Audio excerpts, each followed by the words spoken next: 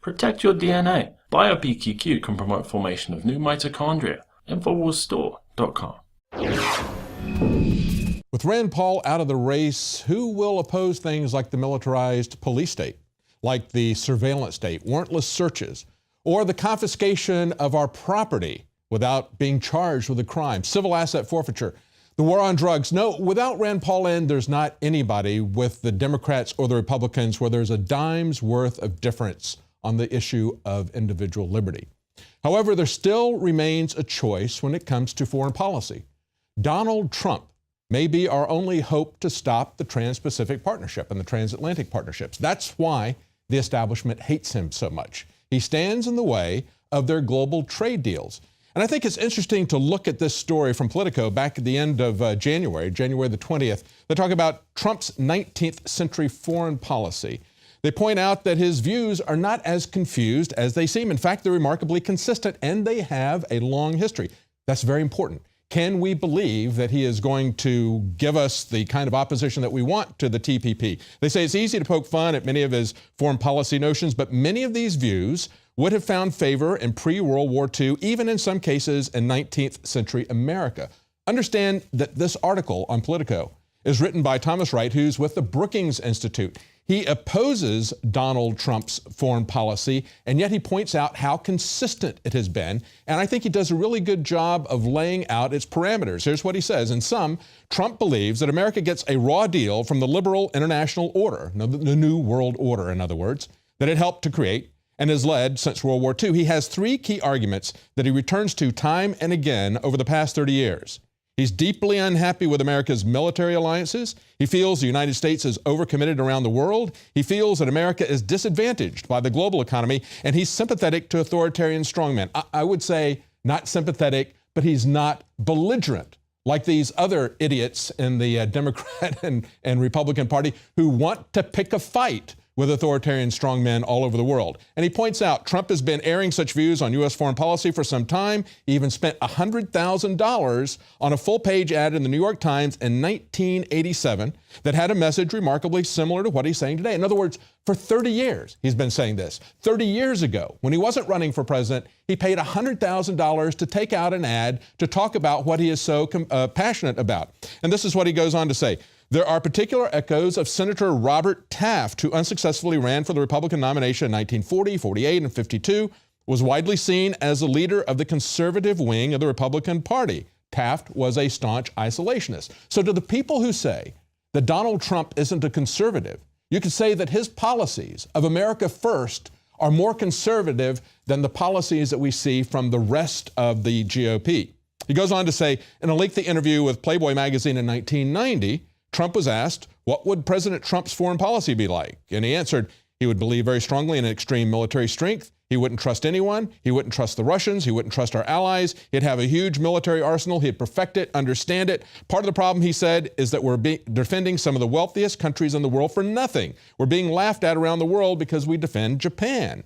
And he talks about how it's not only Japan, but he says he would undo the 1960 U.S.-Japan treaty. If somebody attacks Japan, he says, we have to immediately go and start World War III, okay? If we get attacked, Japan doesn't have to help us. How does that sound like a fair deal? Does that sound good? It goes on to point out in 2013, he had said, how long will we go on defending South Korea from North Korea without payment? When will they start to pay us? In other words, we've been suckers for the New World Order. We've been suckers for the globalists who run these multinational corporations. And the biggest part of that sucker deal is a Trans-Pacific Partnership.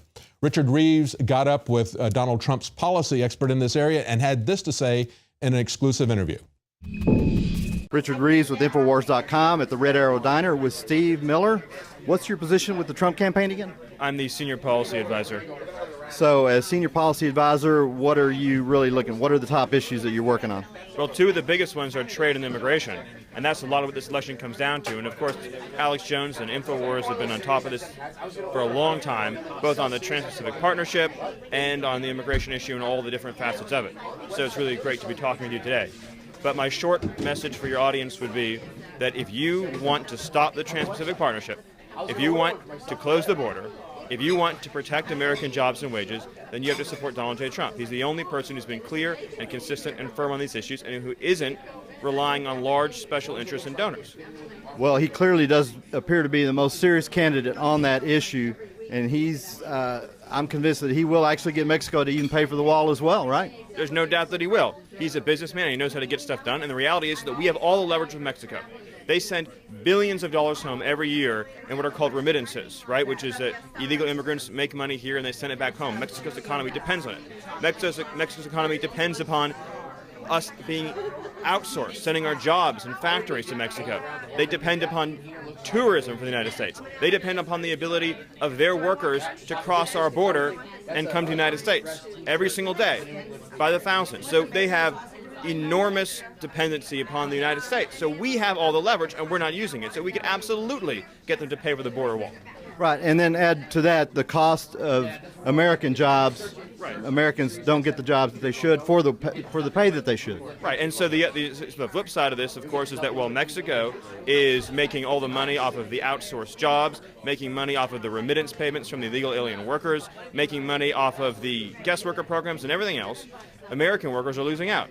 And that's why we have seen no wage growth. In fact, we've seen wage declines. That's why we've seen huge numbers of people not working at all. Look at the construction industry. How many construction workers across America right now are unemployed or have given up on construction altogether? Our open border has betrayed American workers in many industries, and construction, of course, is one of the hardest hit, and Donald J. Trump is going to turn that around. Now, you mentioned TPP a little while ago. Is Mr. Trump fully aware of the ramifications of the passage of TPP, that it would actually pretty much wipe out U.S. sovereignty and open those floodgates to immigration? Yes, so that's one of the things that he's been clearest on. And again, if you look at the way we've had 8 debates now, I think, and has anyone else in any of the debates besides Mr. Trump laid out a clear trade policy, and specifically, as he did at the last debate, opposition to the Trans-Pacific Partnership? The answer is it's only been Mr. Trump. And so if you want to protect U.S. sovereignty, then you need to vote for Donald J. Trump. And I'm confident that millions of patriotic Americans all across this country who care about their jobs and wages are thrilled by the fact that we have a candidate and a businessman who's going to stand up for American workers on the TPP. All right. Well, now, what did you think about the debate last Saturday with the way the audience was kind of rigged in favor of the governors? What do you think about that? Well, I think it was one of the reasons why people love Mr. Trump is that he tells the truth.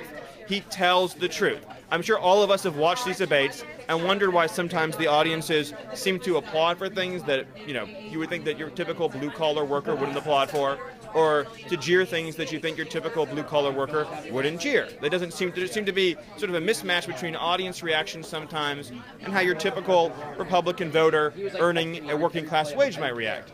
And Donald Trump basically pulled back the curtain. He explained that, look, our campaign gets 20 tickets, and that most of the tickets are going to donors and special interests. And you talk to people, everyday Republican voters, they can't get tickets to these things. Think about it. When's the last time you were offered a ticket to a debate?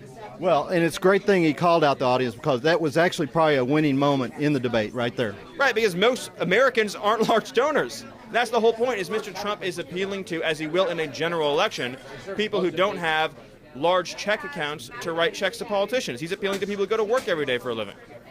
And the GOP, in my estimation, plans on what they did to that debate. That's what they plan on doing in Cleveland in July, is stacking that delegation full of GOP hardline establishment folks. The easiest thing to do if we want to have Donald J. Trump be our nominee is to show up and vote tomorrow in New Hampshire, and then to vote in South Carolina and all across this country.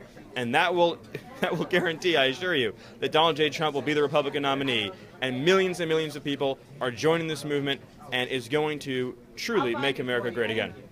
And beyond that, folks, get to your precinct conventions and precinct caucuses, because that's the road to Cleveland.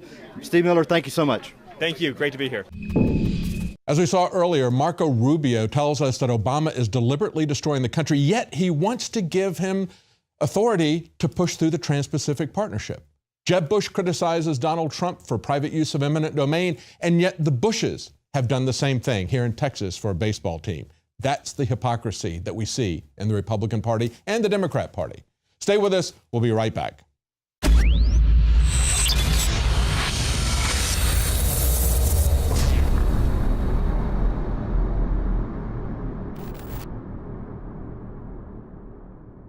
Brain Force is here.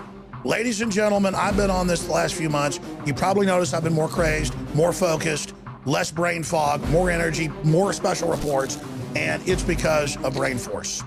One of the worst things with most energy products is it's not sustainable, right? You're gonna crash and gonna feel really bad afterwards. This has a bunch of different antioxidants and compounds and polyphenols. Everybody's on these drugs to knock their brain out because the brain's so fried. We kept changing this formula over and over and over again until it became sort of a grand puzzle. For example, the L-theanine inside of it, that is activated by the different compounds in the yerba mate that we put inside of it as well. This just increases the compounds you already have. This is what you're actually designed to run on. Exactly. It's kind of like a car will run on one form of junkie gas, but it runs really good on what it's designed for.